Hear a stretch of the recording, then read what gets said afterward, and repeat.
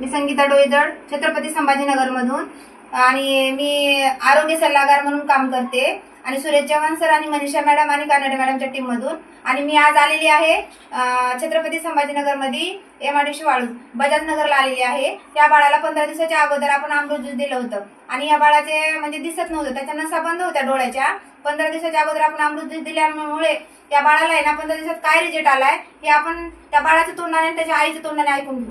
सांग बाळा, तुझं नाव काय? पूर्ण सांग. पूर्ण सांग. हा, तुला काय होत होतं? काय होत होतं? दिसत नव्हतं ना? आता दिसतंय का? आता दिसतंय तुला? दिसतंय. आई अमृत ज्यूस तू दररोज घेतोय? मग आई अमृत ज्यूस दुसऱ्याला दिलं पाहिजे का? हो देतो.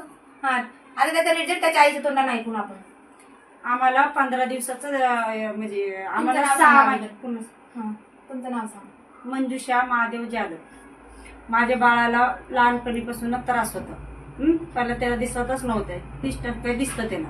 मग आम्ही ज्यूस घेतलं, अमृत ज्यूस घेतलं आम्ही. 15 दिवसाचंच आम्हाला थोडं नसाचं काहीतरी वातावरण चेंज झालं. 6 महिन्याचं बी हाय ते कोर्स ते आणि 3 महिन्याचं बी हाय रिजेक्ट. पण आता सगळ्याला आपण घेतलं. तुम्ही हा, सगळ्यांनी घेतलं पाहिजे. आम्हाला तो यायला लागले रिजेक्ट. हा, आम्हाला कसं वाटलं की त्याच्या नसामध्ये लईच बदल झाला.